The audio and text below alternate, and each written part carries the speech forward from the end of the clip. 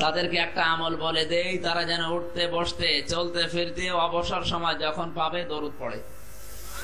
সুতরাং আপনার দোকানদারি করছেন, কাস্টমার যখন আসবে না বাকি সময়টা দরুদ শরীফ পেছনে কাটাবেন। কি গাড়ি যারা চালাচ্ছেন ড্রাইভার, বাকি যে সময় আছে ফ্রি সময় দরুদ শরীফ পড়বেন। নাকি দরুদের উপরে কারো রাগ আছে?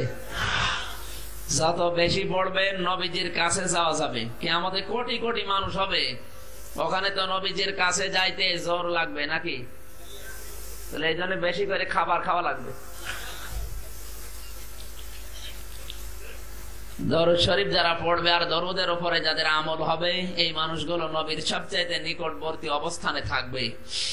আল্লাহ যেন এই সৌভাগ্য আমাদের দান করেন, জোরে বলেন আমিন। বিশ্ব নবী বলেন, মান ক্বালা বিহি সাদাকা। কোরআন দিয়ে যারা কথা বলে এরা সত্য কথা বলে। সুবহানাল্লাহ বলতে পারেন নাই? আজ বাংলাদেশ, ভারত, পাকিস্তান সহ সারা বিশ্বে কোরআনের কথা কম হয় না বেশি হয়? বেশি। কোরআনের কথা নেই। আজ আমাদের সব জায়গায় কোরআন মাইনাস, কারণ মেহনত করার জিনিস এখন কোরআন না, লালনের জীবনী, রবীন্দ্রনাথ ঠাকুরের জীবনী। বলেন না কেন? কেউ যদি লালনের জীবনী গবেষণা করে মেহনত করে করে মারা যায়, অত চোখ বন্ধ করে জান্নাত পেয়ে যাবে।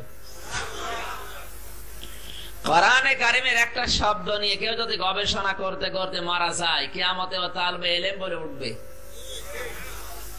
আমার আল্লাহ তালবে ইলম দেখলে আর জবাব নেবেন না, হিসাব নেবেন না, বিনা হিসাবে বিনা জবাবে বিচারে মাফ করে জান্নাত দিয়ে দেবেন। কারণ তালবে ইলম যারা আজকে কোরআন শোনার জন্য বোঝার জন্য বাড়ি থেকে যখন বের হয়েছিলেন, আপনাদের পায়ের নিচে ফেরেশতারা নূরের পর বিছিয়ে দিয়েছে। এই বিশ্বাস হয়? এটা বিশ্বাস হয়? অনেকে মনে করছে কিছু টের পেলাম না তো, পায়ের নিচে ফেরেশতারা পর বিছিয়ে দিল নূরের পর, কিছুই তো টের পেলাম না, শুধু মাটি। ওইরকম পা থাকা লাগবে, ওইরকম চোখ থাকা লাগবে। কথা বলেন? যাকে যে ধরনের চোখ আল্লাহ দিয়েছে, ওই চোখ বাদ দিয়ে যদি অন্য কারো চোখ লাগিয়ে দেওয়া যায়, তার নজর কিন্তু শুধু ওই দিকে যায়। এক লোকের চোখ গিয়েছিল অন্ধ হয়ে, গোতা লেগে অন্ধ হয়ে গেছে। ডাক্তারের কাছে গেছে, অপারেশন করে চোখ নতুন লাগাবে। ডাক্তার বলছে, দেখো তো কোনো চোখ আছে কিনা আই ব্যাংকে। দেখে না, কোনো চোখ নেই। তাড়াতাড়ি করে কম্পাউন্ডার চেষ্টা করে কি করা যায়, ছাগল একটা ধরে ছাগলের চোখ নিয়ে এসে লাগিয়ে দিয়েছে। চোখ ভালো হয়নি তা না, দেখাও যাচ্ছে। খুলে দেওয়ার পরে বলছে, ভাই আপনি দেখতে পারেন? রোগী বলছে, ডাক্তার সাহেব আমি দেখতে পারছি ঠিক, কিন্তু ঘাস দেখলে কেন আমার যেন খেতে মনে বলছে। ডাক্তার চিন্তা করে, যা লাগালাম চোখ, আরে ঘাস খেতে মনে বলবে মানে? ডাক দেওয়ালাই কম্পাউন্ডার, কার চোখ দিয়েছিস? বলছে, স্যার আই ব্যাংকের চোখ ছিল না, ছাগলের চোখ দিয়েছে। দিয়েছে যার চোখ, ও যে জিনিস খায়, ও তো সেই দিকে নজর যাবে। কথা বলে? এখানে যে মানুষগুলো আমরা এসেছি, আমাদের নজর যদি মানুষের নজর হয়, তাহলে তো হেদায়েত পাওয়া যাবে। আর যদি ছাগলের চোখ হয়, শুধু ঘাস খেতে মনে বলবে। এই জন্য যেখানে যাবেন কথা শুনতে হলে কোরআন শরীফ লাগবে। ওমান আসদাকু মিনাল্লাহি কিলা, কারণ কোরআনের উপরে সত্য কথা পৃথিবীতে কেউ বলে না। কথা বলেন ঠিক কিনা? ওমান হাকামা বিহি আদিলা, যারা কোরআন দিয়ে ন্যায় বিচার করে, বিচার ফায়সালা করে, ওরা জাস্টিস কায়েম করতে পারে। বিবেক দিয়ে বলেন, আজ পরিবার থেকে একেবারে সংসদ পর্যন্ত, এই পুলিশ ক্যাম্প থেকে শুরু করে একেবারে হাইকোর্ট পর্যন্ত, সব জায়গায় কোরআনের বিচার আছে। কোরআনের বিচার যদি না থাকে, হাদিস দ্বারা বোঝা যাচ্ছে সব জায়গায় 100 ভাগের 100 ভাগ এখন অবিচার হচ্ছে। এটা মানেন তো নাকি? যদিও আমরা আইনের শাসন প্রতিষ্ঠা করার জন্য অঙ্গীকারাবদ্ধ, কিন্তু হচ্ছে না কোরআনের বিচার ব্যবস্থা না থাকার কারণে। আপনি নামাজ পড়েন, রোজা করেন, হজ করেন, যাকাত দেন, দাড়ি টুপি পাগড়ি সব কিছু আপনার 100 ভাগের 100 ভাগ পালন হচ্ছে, কিন্তু আল্লাহ আইন দিয়েছিলেন বিচার ব্যবস্থা চালানোর জন্য। আফা হুকমাল জাহিলিয়্যাতি ইয়াবগুন ওয়া মান আহসানু মিনাল্লাহি হুকমান লিকাওমিন ইউকিনুন। সূরা মায়েদার 50 নম্বর আয়াতে আল্লাহ দিয়েছেন, হে নবী, ওরা কি জাহেলদের কাছে আইন তালাশ করে? আমি আল্লাহর চাইতে সুন্দর আইন আর কে দিতে পারে? কে বলছে? মুসলমান যদি আমরা দাবি করি, মানুষের তৈরি করা নিয়ম নীতি না, আপনার চেষ্টা প্রচেষ্টা থাকবে কোরআনে কারিমের নিয়ম নীতি বাস্তবায়ন করার জন্য। তাহলে ন্যায় বিচার পৃথিবীতে প্রতিষ্ঠিত হবে। আমানা আমিলা বিহি উজিরা, যারা কোরআন দিয়ে আমল করবে এই মানুষগুলোকে আমার আল্লাহ পুরস্কার দান করবেন। কোরআন বাদ দিয়ে অন্য কোন আমল যদি কেউ করে, হাদিসের আমল, বিভিন্ন ফাজাইলের আমল করেন, পুরস্কার দেবে না আল্লাহ তা না, হয় ফেরেশতাদের মাধ্যমে, নবীদের মাধ্যমে, রাসূলদের হাত দিয়ে আপনার কাছে পুরস্কার দেবে। বিশ্ব নবী বলেন, কোরআনের আমল যারা করেছে এই মানুষগুলোর পুরস্কার আমার আল্লাহ নিজের হাতে দান করবেন। ওমান দাআ ইলাইহি হাদা, যে ব্যক্তি কোরআন দিয়ে মানুষকে ডাকবে, আসো কোরআন পড়ি, কোরআন বসি আর কোরআনের সমাজ গড়ি, কোরআন দিয়ে রাষ্ট্র ব্যবস্থা চালায়, আল্লাহর নবী বলেন এই মানুষগুলোকে আল্লাহ হেদায়েতের উপরে রাখবে। আজ পৃথিবীতে হাজারো রকমের ডাক আছে, সবার ডাক কোরআন দিয়ে হয়। বলেন, নবীজির ডাক ছিল কোরআন দিয়ে। নবীজি কি দিয়ে ডাকতেন বলেন তো? আরো জোরে বলেন। এই জন্য বিশ্ব নবী হেদায়েতের উপরে ছিলেন।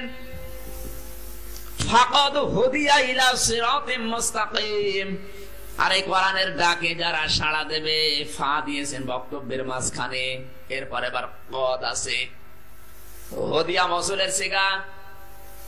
এই কোরআনের ডাকে যারা সাড়া দিয়ে বলবে, হ্যাঁ আপনি ডাক দিয়েছেন কোরআন দিয়ে, আমি আপনার দলে আছি, আপনার কথা মতো চলতে রাজি আছি, বিশ্ব নবী বলেন যে ব্যক্তি ডেকেছে তাকে আল্লাহ হেদায়েতের উপরে রাখবে, আর যারা সাড়া দেবে ওদেরকে আল্লাহ সিরাতে মুস্তাকিম দেখিয়ে দেবে।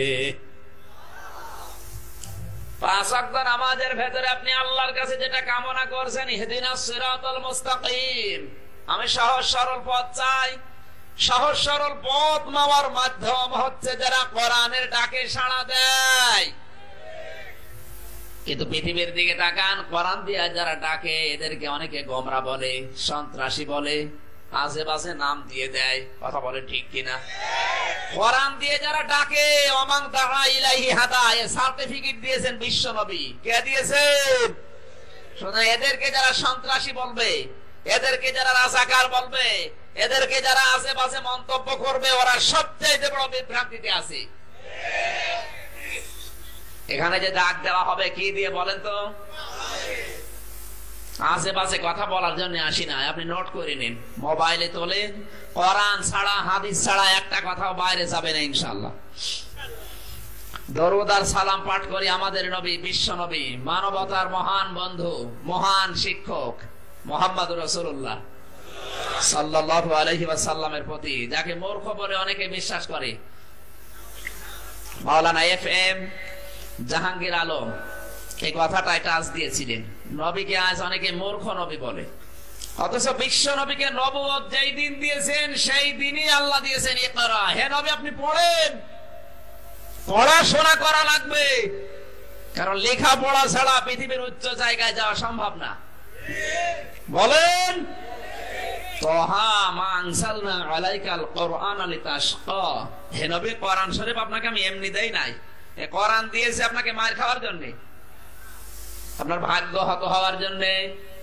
কোরআনে কারীম আপনাকে দিয়েছে দুনিয়ার উপরে তোলার জন্য। সুবহানাল্লাহ বলতে পারেন না? আজ পৃথিবীর দিকে তাকালে আর এই আয়াতটার দিকে তাকালে মনে হচ্ছে পুরো আয়াত মিথ্যা। হ্যাঁ, মায়ানমারের রোহিঙ্গাদের দিকে তাকান, কাশ্মীরের মুসলমানদের দিকে তাকান, সর্বোপরি বাংলাদেশের মাজলুম মুসলমানদের দিকে তাকান। সব জায়গায় দেখলে মনে হচ্ছে কোরআন আমাদের ভাগ্য হত হওয়ার জন্য এসেছে। তো হে নবী, আপনার নাম এটা, মা আনজালনা আলাইকাল কোরআন লিতাশকা, কোরআন শরীফ আপনাকে দিয়েছি উপরে তোলার জন্য।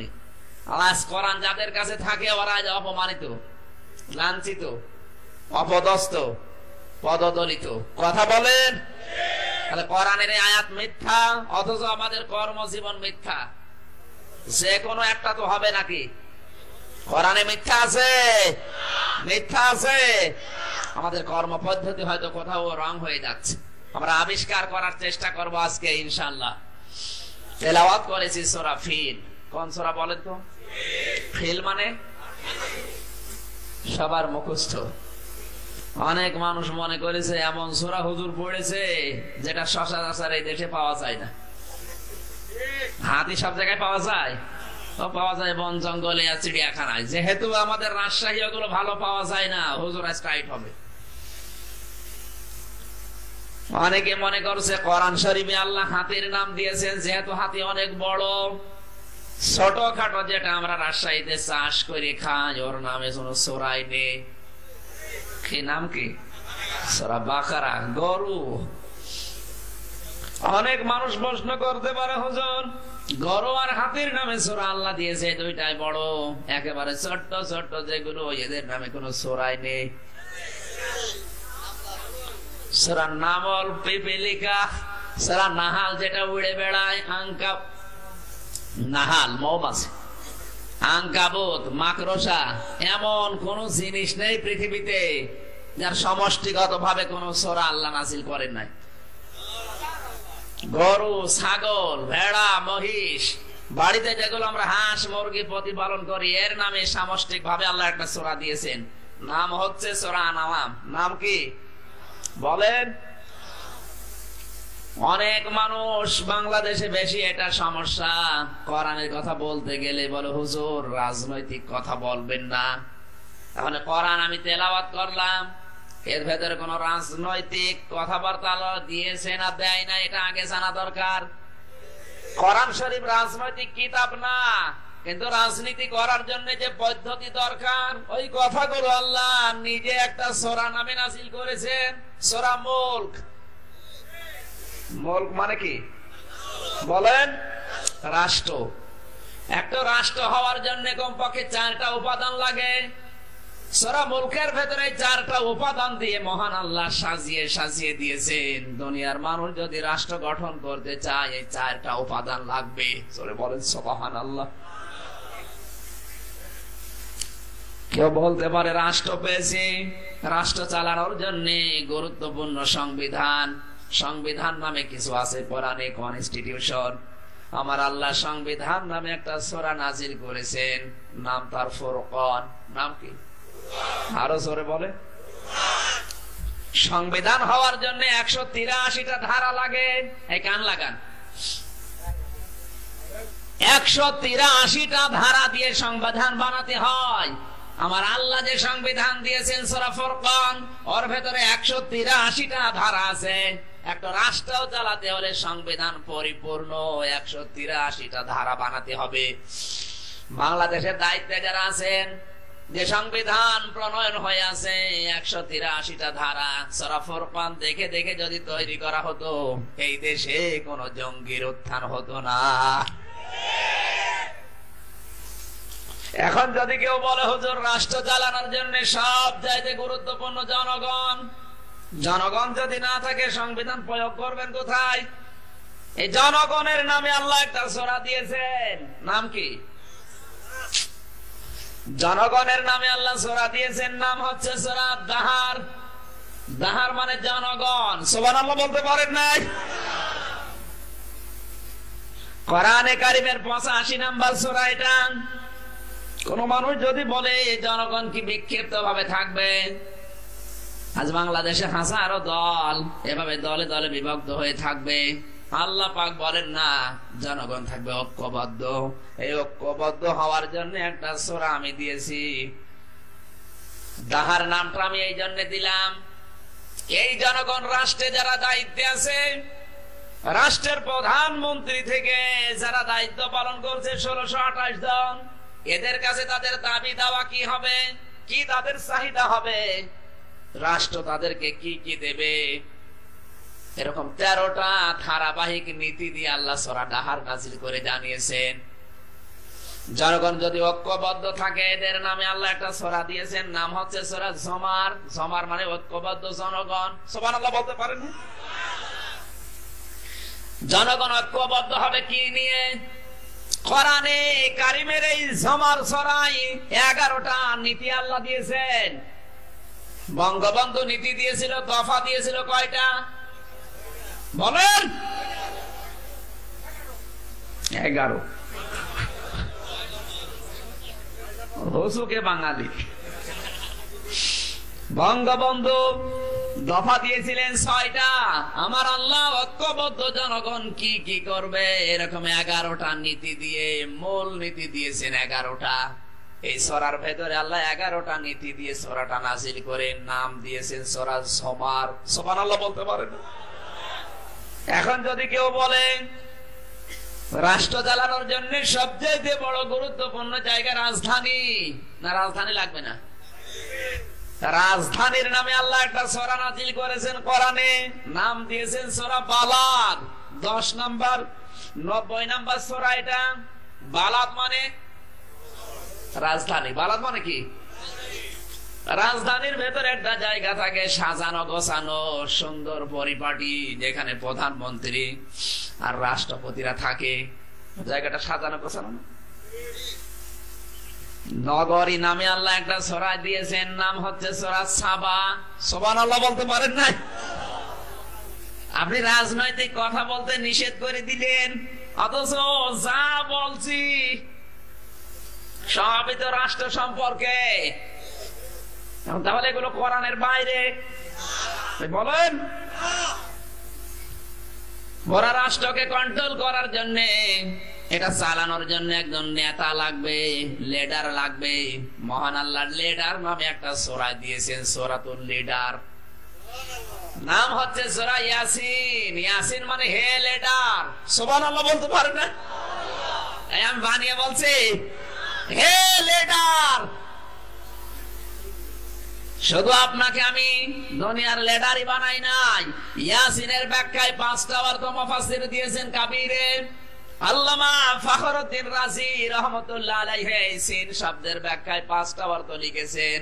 সিন মানে সাজ্জিদুল আলামিন, সিন মানে সাজ্জিদুল বাশার, সিন মানে সাজ্জিদুল কাওনাইন, সিন মানে সাজ্জিদুল মুরসালিন, সিন মানে সাজ্জিদুল আম্বিয়া। সুবহানাল্লাহ বলতে পারেন? নবীজি শুধু মানুষের নেতা না, যত কিছু আল্লাহ বানিয়েছেন সবার জন্য নবীকে আল্লাহ আদর্শ করে নেতা বানিয়ে পাঠিয়েছেন।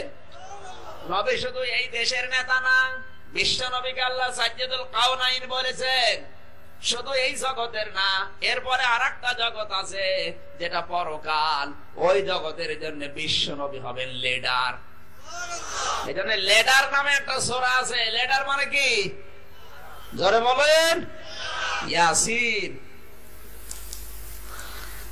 এখন যদি বলেন লিডার কি একা একা থাকবে? রাষ্ট্র চালাতে গেলে নেতা লাগবে, প্রধানমন্ত্রী লাগবে। শুধু প্রধানমন্ত্রী আর মন্ত্রী এমপি দুনিয়া চালাবে? সেনা লাগবে না? বলেন না কেন? সৈন্য লাগবে, সেনা লাগবে। সেনা নামে আল্লাহ একটা সূরা কোরআনে কারিমে নাযিল করেছেন, নাম দিয়েছেন সূরা যুখরুফ। আরো আসতে বলেন। পৃথিবীর ময়দানে যারা নেতাগিরি করবে, যারা লিডার হবে, ওদের ভেতরে কমপক্ষে 8টা কোয়ালিটি পাওয়া যাবে। কয়টা? এদেশে 96% মুসলমান। যারা আজ নেতৃত্ব দিচ্ছে, ইউনিয়ন পরিষদ থেকে শুরু করে রাষ্ট্র পর্যন্ত যারা নেতা, না এলাকায় নেতা নেই?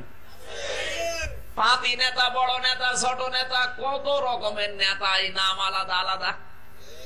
সে যে নেতাই হোক, ওর ভেতরে কমপক্ষে গুণ থাকা লাগবে 8টা। এই 8টা গুণ দিয়ে আল্লাহ লিডার নামে যে সূরা দিয়েছেন সূরা ইয়াসিন, এর ভেতরে নেতার বৈশিষ্ট্য আছে কমপক্ষে 8টা। সুবহানাল্লাহ বলতে পারেন? এগুলো তো শিরোনাম বলছি। এরকম এক একটা সূরার ভেতরে এক একটা আলোচনা আল্লাহ লুকিয়ে রেখেছেন। এক এক বছরে দাওয়াত দেবেন, আসবো আর শেষ করে চলে যাব। সৈন্য হলেই হবে না। কোন দেশের সেনা যদি আল্লাহ রাব্বুল আলামিন বলেন 7টি গুণ বিশিষ্ট হয়, ওই দেশ আস্তে আস্তে পৃথিবীর উপরে উঠবে। সৈন্যদের গুণ থাকা লাগবে কয়টা? আরো জোরে। সেনা সদস্য যারা বাংলাদেশে আছেন, সে পুলিশ হোক, আর্মি হোক, বিডিআর হোক, সেনাবাহিনী হোক, র্যাব হোক, কোবরা হোক, চিতা হোক, যারা এদের ভেতরে কমপক্ষে 7টা গুণ লাগবে। পুলিশ ভাইরা যারা বসে আছে আশপাশে, তাদেরকে বলছি সূরা যুখরুফটা সকালবেলা পড়েন তাফসীর সহ, তাফসীরে তাবারি। 7টা গুণ আমার আল্লাহ দিয়েছেন। যদি এই 7টা গুণ আপনাদের ভেতরে থাকে, দেশের উন্নয়ন হবে, জনগণের উপকার হবে। না সেনা বানিয়েছেন শুধু পেট মোটা করার জন্য? সবাই না।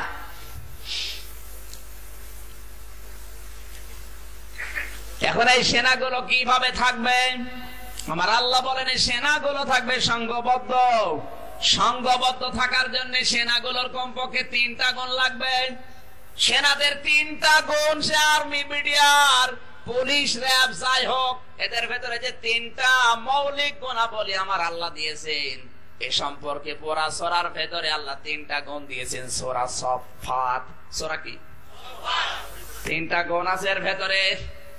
এই 3টা গুণের ভিত্তিতে ঐক্যবদ্ধ হওয়া লাগবে, সংঘবদ্ধ হওয়া লাগবে। কোরআনে কারীম জানিয়েছেন পৃথিবী চালানোর জন্য শুধু বাহিনী হলেই হবে না, যৌথ বাহিনী লাগবে। এই কথা বলছেন এখন? আর যৌথ বাহিনী আছে না নেই? মানুষ মারার জন্য যৌথ বাহিনী হওয়ার জন্য কমপক্ষে 9টা কাজ তারা সামনে রাখবে। এই 9টা কাজকে সামনে রেখে তারা যৌথ অভিযান চালাবে। বিরোধী যারা আছে তাদেরকে ধরবে, মারবে আর গুম করবে। যৌথ বাহিনীর জন্য আমার আল্লাহ একটা সূরা দিয়েছেন, 9টা কাজ তাদের কর্মসূচিতে থাকবে। এই সূরার নাম হচ্ছে সূরা আহজাব। সুবহানাল্লাহ বলতে পারেন নাই? আজ যারা যৌথ বাহিনীর দায়িত্ব পালন করছেন, সূরা আহজাবটা পড়েন তাফসীরে তাবারি সহ। উল্টা পাল্টা জীবন আর চালাতে মনে হবে না। যৌথ বাহিনী শুধু বসে বসে খাবে আর বেতন নেবে। কি করবে? আল্লাহ বলেন যৌথ বাহিনী যারা বিভিন্ন বাহিনী থেকে এক জায়গায় করে এদের বানানো হবে। পুলিশ থাকবে, র্যাব থাকবে, আর্মি থাকবে, বিডিআর থাকবে, সেনাবাহিনী থাকবে, সব দিয়ে একটা বাহিনী। এই যৌথ বাহিনীর কাজ হবে যৌথ অভিযান। আর যৌথ অভিযান চালায় না? শুধু যৌথ অভিযান চালালেই হবে না, চিরনি অভিযান চালানো লাগবে। কাদের বিরুদ্ধে চালাবে? দেশের ভেতরে চোর, ডাকাত, বদমাইশ, খনি, চাঁদাবাজ, মস্তান, এদেরকে ধরে ধরে শাস্তি দেবে, খরচ দেবে। এ সম্পর্কে আল্লাহ একটা সূরা দিয়েছেন। যৌথ অভিযান যারা চালাবে, 5টা মূলনীতি সামনে রেখে এরা যৌথ অভিযান চালাতে থাকবে। কয়টা? আর যারা যৌথ অভিযান চালাচ্ছে, আপনারা যদি এই 5টা নীতি অবলম্বন করেন, দেশের ভেতরে যেটা করতে চাচ্ছেন ওইটাই হবে। যৌথ অভিযান চালানোর উদ্দেশ্য কি? যেন চোর, ডাকাত, ছিনতাই, খনি, রাহাজানি, মাস্তানি এগুলো না হয়, নাকি? আমার আল্লাহ বলেন যৌথ অভিযান চালানোর জন্য 5টা নীতি সামনে রাখবে। সেটা সম্পর্কে একটা সূরাই দিয়েছি, নাম আদিয়াত। যারা যৌথ অভিযান চালাচ্ছেন বাংলাদেশে, সূরা আদিয়াতটা ভালোভাবে তাফসীর সহ পড়েন। দেশ এমনি সন্ত্রাস মুক্ত হয়ে যাবে। সুবহানাল্লাহ বলতে পারেন নাই? আল্লাহ রাব্বুল আলামিন বলেন একটা রাষ্ট্র গঠন করে যদি চালাতে হয়, শুধুমাত্র জনগণ দিয়েই হবে না, রাষ্ট্র থাকলে হবে না, সংবিধান থাকলে হবে না, মন্ত্রী লাগবে। কথা বলেন না কেন? মন্ত্রী লাগবে, উপমন্ত্রী লাগবে। মন্ত্রীর নামে আল্লাহ একটা কমপক্ষে 4টি গুণ থাকা লাগবে। আজ বাংলাদেশে যতগুলো মন্ত্রী, প্রায় 53টার উপরে। কমপক্ষে 4টা গুণ যদি তার ভেতরে না থাকে, তাকে মন্ত্রিত্বে রাখা যাবে না। এ ফতোয়া কার? আল্লাহ একটা সূরা নাযিল করলেন 4টি গুণ দিয়ে মন্ত্রীদের, নাম হচ্ছে সূরা শূরা। নাম কি? আরো জোরে বলেন। শোরা মানে মন্ত্রী।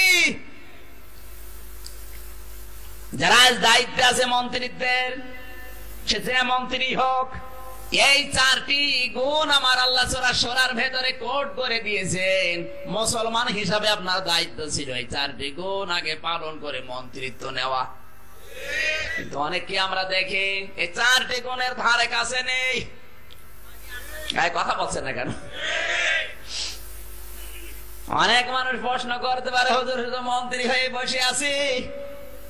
দুনিয়া চালাতে গেলে তো অনেক মানুষ দেখি জোট করে, 4 দলীয় জোট, 14 দলীয় জোট, 20 দলীয় জোট, 42 দলীয় জোট। এমন এমন জোট আছে যে জোটের সদস্য যারা শুধু সভাপতি, সেক্রেটারি আর লোক নেই। কথা বলছেন না? জোট সম্পর্কে আমার আল্লাহ একটা সূরা নাজিল করেছেন, বলবো? কথা বলছেন না কেন? জোট দিয়ে যে সূরাটা আছে কোরআনে, সূরা জুমার। জুমার শব্দের শাব্দিক অর্থ ঐক্যবদ্ধ জোট। জোট করা লাগবে। কোরআনে আল্লাহ একটা সূরা দিয়েছেন কয়টা নীতি সামনে রেখে জোট করা যায়। সূরা জুমারের ভেতরে আল্লাহ কমপক্ষে 9টা পয়েন্ট দিয়েছেন। এগুলো নিয়ে গবেষণা নেই, চিন্তা ভাবনা নেই। গবেষণা করছে লালন একাডেমি। ওরে শয়তান! জোটবদ্ধ হয়ে মানুষ শুধু হাত গুটিয়ে বসে থাকবে, কি করবে? জোটবদ্ধ হওয়ার প্রথম নাম্বার টার্গেট তাদের সমাবেশ করা লাগবে। আমার আল্লাহ সমাবেশ নামে একটা সূরা কোরআনে দিয়েছেন। সমাবেশ করবেন কি কি নিয়ে? কোরআন শরীফের ভেতরে সমাবেশ নামে সূরা, তো সমাবেশ নাম হচ্ছে সূরা জুমা। জুমা মানে কি? সমাবেশ। 7 দিনে শুধু জমার নামাজ একদিন পড়বে, এর নাম জমা না। ইমাম সাহেব এই 7টা দিন কি করা লাগবে? জমার দিনে সমাবেশে ঘোষণা দেবে। এটা দেখে দেখে মুসল্লিরা 7টা দিন চালাবে। এইরকম সমাবেশ এখন মসজিদে মসজিদেই হচ্ছে। এরপরে আমার আল্লাহ দিয়েছেন শুধু সমাবেশ না, মাঝে মাঝে দাবি আদায় করার জন্য অনেক মানুষ মহা সমাবেশও করা লাগবে। মহাসমাবেশ হয় কোথায়? রাজধানীতে, পল্টনে। রাজধানীর পল্টনে মহাসমাবেশ করার জন্য আমার আল্লাহ জানিয়েছেন কমপক্ষে 5টা নীতি সামনে রাখা লাগবে মহাসমাবেশের।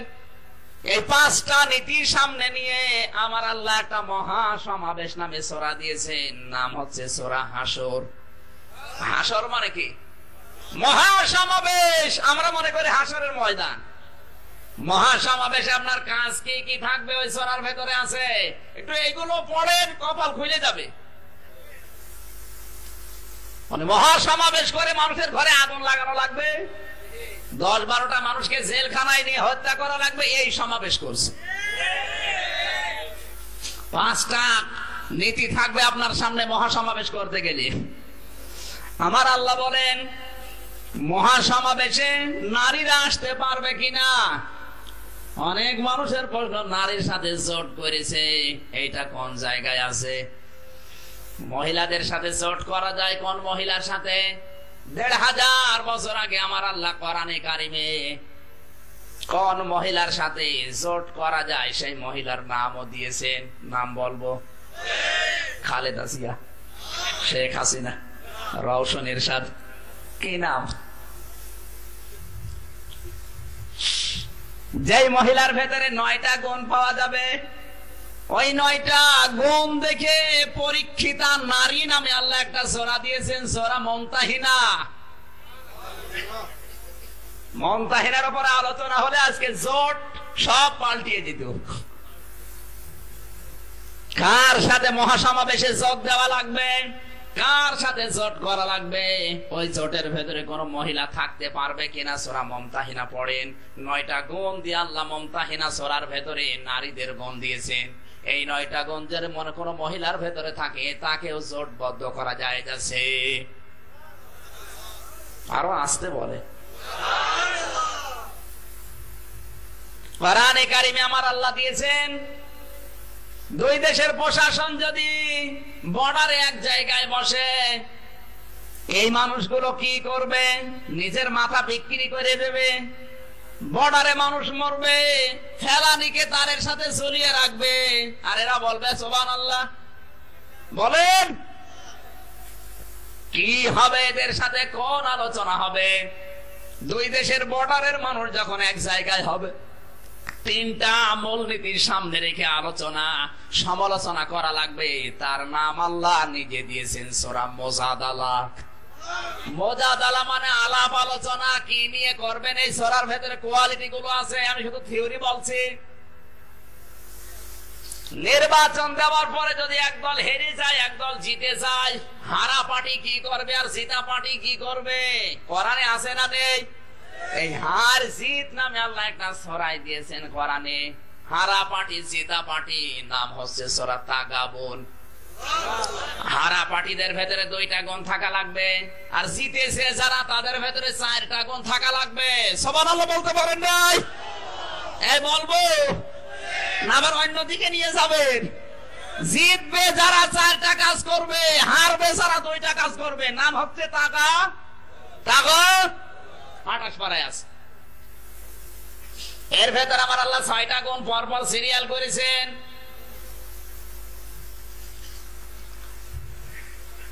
যেই মানুষগুলো হেরে গেছে এরা নতজানু হয়ে সবসময় জি হুজুর জি হুজুর করবে।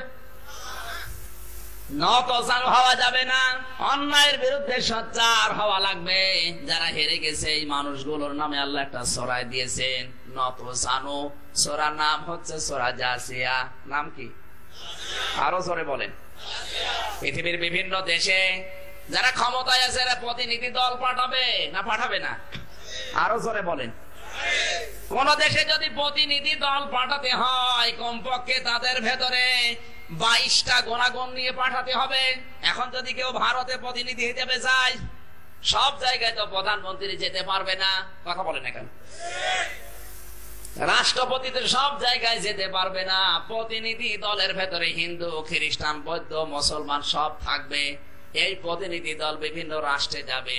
22টা কোয়ালিটি গুণ তাদের ভেতরে থাকবে। এই 22টা গুণ দিয়ে আল্লাহ একটা প্রতিনিধির নাম দিয়ে সূরা নাযিল করেছেন। সূরার নাম হচ্ছে সূরাতুল প্রতিনিধি। আরবিতে বলা হয় সূরা মুরসালাত। সুবহানাল্লাহ বলতে পারেন নাই? এরকম একটা একটা করে 114টা সূরার নাম আছে। আমি শুধু শিরোনাম বলছি। এর যে তথ্যগুলো এক একটার ভেতরে 8টা, 7টা, 5টা, 9টা, 22টা পর্যন্ত যে তথ্য আছে, এক একটা সূরার উপরে এক এক দিন সময় লাগবে। শেষে দেখা যাচ্ছে 114 বছর এই মাহফিল করা লাগবে। সূরা ফিল এরকম একটা। এর ভেতরে যে এত কথা আল্লাহ দিয়েছেন আমিও জানতাম না। এখন পড়াশোনা যত করছি, স্টাডি যত করি, বাংলাদেশ সম্পর্কে সূরা ফিল মিলে যায়। আজকে মিলে গেলে আমার কিছু করার আছে না? সূরা ফিল বাদ দিয়ে অন্য সূরা ধরবো? যারা পারেন নতুন নতুন তথ্য ইনশাআল্লাহ এখান থেকে আজ বের হবে। জবান ছেড়ে পড়বেন। আউযু বিল্লাহি মিনাশ শাইতানির রাজিম। বিসমিল্লাহির রহমানির রহিম। আলাম তারা কাইফা ফাআলা রাব্বুকা বিআসহাবিল ফিল। আলাম ইয়াজআল কাইদাহুম ফি তাদলিল। وَأَرْسَلَ عَلَيْهِمْ طَيْرًا أَبَابِيلَ تَرْمِيهِمْ بِحِجَارَةٍ مِّن سِجِّيلٍ فَجَعَلَهُمْ كَعَصْفٍ مَّأْكُولٍ। আমানতু বিল্লাহ। ঈমান আনলাম কার উপরে? যা বলেছেন আল্লাহ এগুলোর উপরে ঈমান আনলাম। কথা বলেন ঠিক কিনা? কোন আয়াত থেকে যদি কেউ তাফসীর করতে যায়, মুফাসসির তাফসীরে মাযহারি আল্লামা সানাউল্লাহ পানিপতি রাহমাতুল্লাহ আলাইহি লিখেছেন কমপক্ষে 5টা বিষয় আগে আলোচনা করা লাগবে। কয়টা? এক নম্বরে তেলাওয়াত, শুদ্ধ তেলাওয়াত করা লাগবে ওই আয়াতের যেখান থেকে আপনি মানুষকে শোনাতে চান। আমরা আজকে আলোচনা শুনবো সূরা তেলাওয়াত করেছি। 2 নম্বরে কোরআনে কারীম জানিয়েছে এর সরল অর্থ বলা লাগবে।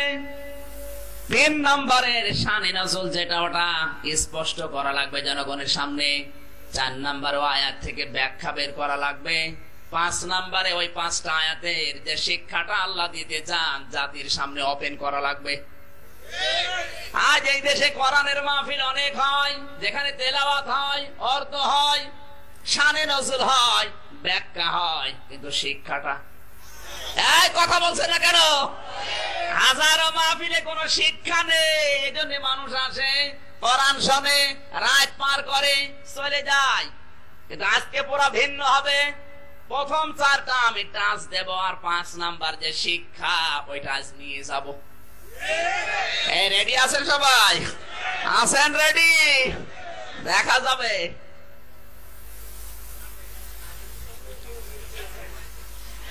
কোরআনে কারীমের 105 নাম্বার সূরা, এটা 105টা অক্ষর আছে। আমার আল্লাহ এত সুন্দর কথা এই সূরার ভেতরে দিয়েছেন, জানলে আপনার ঈমান আরো বৃদ্ধি হয়ে যাবে।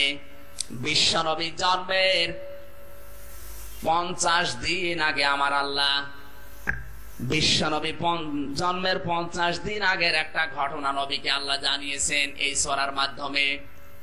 আলাম তারা কাইফা ফাআলা রাব্বুকা বিআসহাবিল ফিল, হে নবী আপনি কি দেখেননি আপনার রব হাতিওয়ালাদের সাথে কি ব্যবহার করেছে?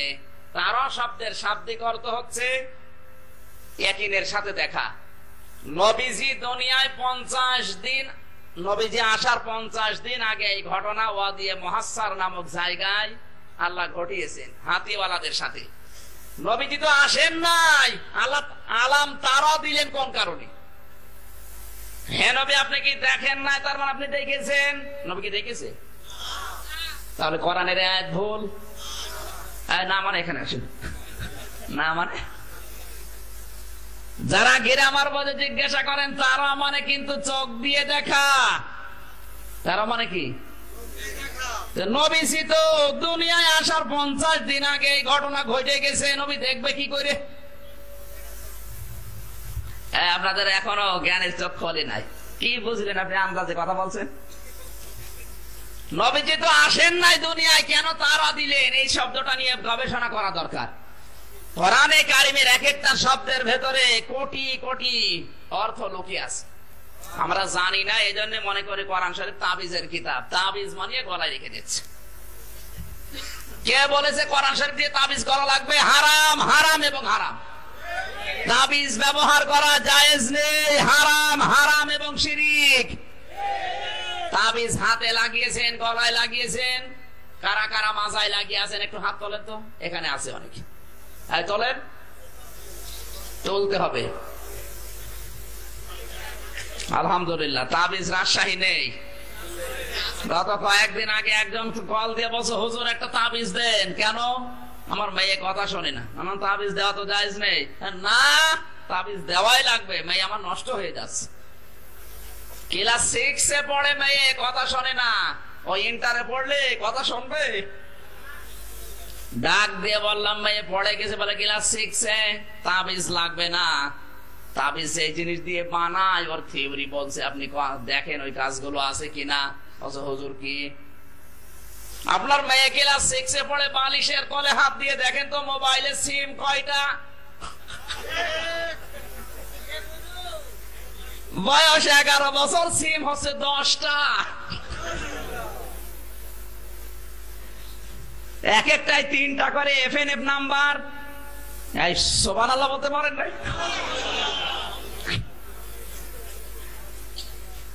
এফএনএফ নাম্বার গুলো কার কার সাথে আছে আপনি সকালবেলা লিখবেন। এর সেটে কারা মেসেজ দেয় ওইটা লিখবেন। আর মোবাইলটা হাতে নিয়ে ভিডিও ফাংশনে দেখবেন কার কার গান আছে। বসে পাকা ঠিক। এই কাজগুলো এখন হচ্ছে। কয়দিন পরে বলছে হুজুর তাবিজ লাগবে না। কারণ যা যা বললেন সবইও করে, পরে তাবিজ গলিয়ে খাওয়ালেও কাজ হবে না। আমার ভাইরা কান লাগান, শিক্ষা আছে আজকের আয়াতে। আল্লাহর নবীকে আল্লাহ তারও দিয়েছেন এই জন্য একটা জিনিস দেখেও যত বড় বিশ্বাস না হয়, কোরআনের কথা মুসলমান তার চাইতে বেশি বিশ্বাস করে। এই জন্য তারা দেওয়া, একটা জিনিস দেখলেও অত বিশ্বাস হয় না, কোরআনের কথা মুসলমান যত বিশ্বাস করে। কথা বুঝেছেন? একটা জিনিস দেখে অত বিশ্বাস মানুষ করে না, যত বিশ্বাস মুসলমান কি করে। এই জন্য আয়াত দিয়ে আল্লাহ জানিয়েছেন আলাম তারা, হে নবী আপনি কি দেখেন নাই? তার মানে দেখলে যেমন হতো, দেখার চাইতেও গুরুত্ব দিয়ে আমি আয়াত দিলাম, আপনি দেখেছেন। আপনার দেখার উপরে, এটা দেখলে অনেক সময় চোখের ধান্দায় ভুল হতে পারে, কিন্তু আমি যে আয়াত দিয়ে যে ঘটনাটা জানাচ্ছি এর ভেতরে কোনো সন্দেহের লেশ মাত্র নেই। কেন দিয়েছি ওইটা আমি পরে বলতেছি। হাতিওয়ালাদের সাথে আপনার রব যে আচরণ করেছে আপনি দেখেছেন। আলাম ইয়াজআল কায়দাহুম ফি তাদলিল, আপনার রব কি তাদের যে কায়দা কৌশল ষড়যন্ত্র দুর্বিসন্ধি আল্লাহ কি নস্যাৎ করে দেয় নাই? আল্লাহ নিজে বলছেন ষড়যন্ত্র। আমি কি বলবো বলেন? ষড়যন্ত্র বলছেন কে? আরো জোরে বলেন।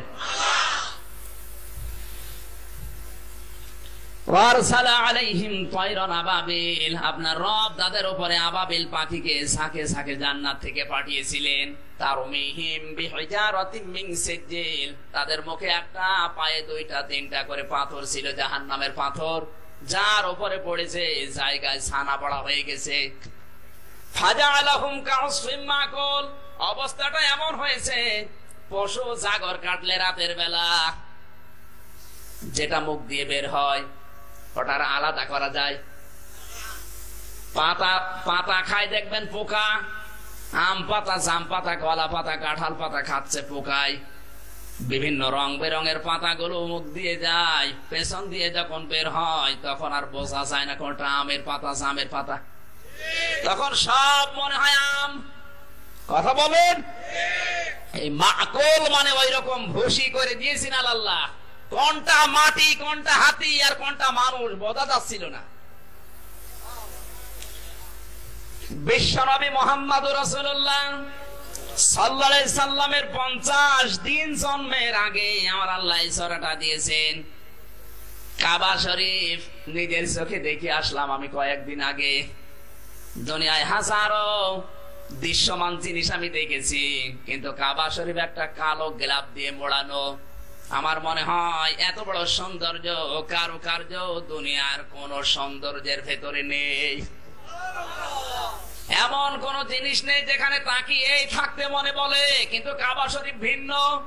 যতবার আপনি তাকাবেন আর একবার তাকাতে মন চাইবে। বিদায় তাওয়াফ করে মানুষ যখন কাবা ছেড়ে আসে কান্নার রোল পড়ে যায়। বিশ্বনবী জানিয়েছেন প্রতিদিন কাবা শরীফের পরে মহান আল্লাহ 120টা করে রহমত নাযিল করে। এই কাবা দেখে দেখে যারা নামাজ পড়ছে ওদের উপর আমার আল্লাহ 60টা রহমত দিয়ে দেয়। যে মানুষগুলো কাবা শরীফ তাওয়াফ করছে, ঘোরাঘুরি করছে, এই মানুষগুলোর উপর আল্লাহ 40টা রহমত দান করে। আর যারা নামাজও পড়ে না, তাওয়াফও করে না, শুধু তাকিয়ে থাকে আল্লাহর ঘরের দিকে, এই মানুষগুলো আল্লাহ নিজে 20টা রহমত নাযিল করে তার উপরে। কাবার দিকে তাকিয়ে থাকাও সওয়াব। দুনিয়ায় এমন কোন জায়গা নেই যেখানে নামাজ পড়লে এদিক ওদিকে তাকানো যায়। পৃথিবীর একটা মাত্র জায়গা কাবা শরীফ, যেখানে নামাজ পড়লে মানুষ কাবার দিকে তাকিয়ে থাকে। সুবহানাল্লাহ বলতে পারেন? আবরাহা ইয়ামেন দেশে বাড়ি। এই লোকটা ছিল কাফের। চিন্তা করেছে সারা পৃথিবীর মুসলমানেরা, মানুষেরা কাবা শরীফ সম্মান করার জন্য, তাওয়াফ করার জন্য যায়। আমি নিজে যদি ওই রকম একটা কাবা বানাতে পারি, ওর চাইতে সুন্দর কাবা যদি বানাতে পারি, মানুষ সব এখানে আসবে, ওদের মতো আমারও ব্যবসা জমজমাট হবে। আল্লাহ যে ঘর বানিয়েছিলেন ব্যবসা করার জন্য, বলেন? এর যে নিয়ত, কাবা শরীফ দেখেছে ভাঙ্গা চড়া, কালো গিলাপ দিয়ে মোড়ানো। ও নিজে নিজে স্বর্ণ জোগাড় করে, রূপা জোগাড় করে নাম দিয়েছে কাবা। কোলাইস নাম কি? কোলাইস। চারিদিক থেকে মানুষকে খবর দিয়েছে, আসো আমার নতুন কাবায় খেদমত করো, এখানে তাওয়াফ করো। মক্কার ওই কাবা শরীফে যাওয়া লাগবে না। কেউ ওর ডাকে সাড়া দেয়নি। 3-4 মাস হওয়ার পরে কিছু দুষ্ট যুবক রাতের আধারে কাবা শরীফের দরজা ভেঙে ভেতরে ঢুকে পায়কারি হারে পায়খানা করিস। মানে একেবারে পাহাড় হয়ে গেছে মনে হচ্ছে পায়খানার। 7-8 জন মিলে সকালবেলা বাদশা নিজে এসে কাবা তাওয়াফ করছে, হঠাৎ দেখে গন্ধ বের হয়, কাবা শরীফের ভেতরে গন্ধ। দরজা খুলে দেখে পায়খানার পাহাড়। এ কাজ করেছে কে? রাগ আর চেক দিতে না পেরে সোনা দানা যেগুলো ছিল রূপা, ওগুলো ওখান থেকে বের করে রাতের বেলা নিজে নিজেই কাবা ঘরে আগুন ধরিয়ে দিয়েছে। কারণ এই কাবায় যদি আগুন লাগানো না যায়, আসল কাবা ধ্বংস করার কোন শ্রোতা নাতা পাওয়া যাচ্ছে না। এই কথা বলছে না কেন? আজ পৃথিবীর বিভিন্ন জায়গায় সন্ত্রাসী হামলা, সে জঙ্গি বলেন, আইএস বলেন, আরে বাগমারার বাংলা ভাই আর আব্দুর রহমান বলেন, যত কিছুই হচ্ছে এগুলো মুসলমানের ক্ষতি করার একটা উৎস। ওরা নিজেরা নিজেরা এগুলো তৈরি করে, নিজেরা নিজেরা এসবগুলো তৈরি করে মুসলমানদের উপরে চাপিয়ে এই দোষটা তাদের উপর দিয়ে ধ্বংস করতে চায়। এই চিন্তাটা সর্বপ্রথম মাথায় এসেছিল আবরাহার বাদশার। আজ দুনিয়ায় যে সমস্ত নামধারী মুসলমান হোক আর অন্য জাতি হোক, কোরআন ওয়ালাদেরকে কালার করার জন্য নিজেরা ইস্যু তৈরি করে এদের উপরে চাপিয়ে দেয়। ওমাই ইয়াকিসিবি খাতিআতান আও ইসমান সুম্মা ইয়ারমি বিহি বারিয়ান ফাকাদ হিতামালা বুহতানা ওয়া ইসমান মুবিনা। সূরা নিসা 5 নম্বর পারা 15 নম্বর পৃষ্ঠা 10 নম্বর লাইনের 112 নম্বর আয়াত, তাফসিরে ফি জিলালিল কোরআন। আল্লাহ তাআলা বলেন, অনেক মানুষ এমন আছে নিজে অন্যায় করে আর এই দোষটা একটা ভালো নিরপরাধ মানুষের উপরে চাপিয়ে দেয়। এই কাজটা যারা করবে, আমি আল্লাহ বলছি, ওরা যারা গুনার বোঝা মাথায় নিয়ে ঘুরতেছে, আপনি যদি কারো উপরে কোনো দোষ চাপিয়ে দেন, ওই দোষটা যদি ওর ভেতরে থাকে ওইটা হবে গীবত। আর যদি ওই দোষটা ওর ভেতরে না থাকে, জোর করে একটা দোষ দিয়ে তাকে যদি আপনি জাতির সামনে কালার করে দেন, এটা হবে তোহমত। এটা কি? তোহমত গীবতের চাইতেও মারাত্মক। তোহমত দিলে দুইটা ক্ষতি হয়। সে তোহমত দিচ্ছে, ওর জীবনের কোন ইবাদত আল্লাহর দরবারে পৌঁছায় না। 2 নম্বরে যে তোহমত যে বিষয় নিয়ে দিয়েছে, ওই গোনাটা, ওই কাজটা যতদিন এই লোকটা না করবে ততদিন তার মরণ হবে না। অনেকে মনে করছে বাঁচা গেল, তাহলে মনে হয় কিয়ামত পর্যন্ত বেঁচে থাকবো। কথা বলছে না কেন? আপনি যদি কোন অন্যায় নিজে করার পরে দোষটা একটা ভালো মানুষের উপরে চাপিয়ে দেন, এই দোষটা যতদিন আপনি নিজে না করবেন ততদিন আজরাইল আপনার কাছে আসবে না।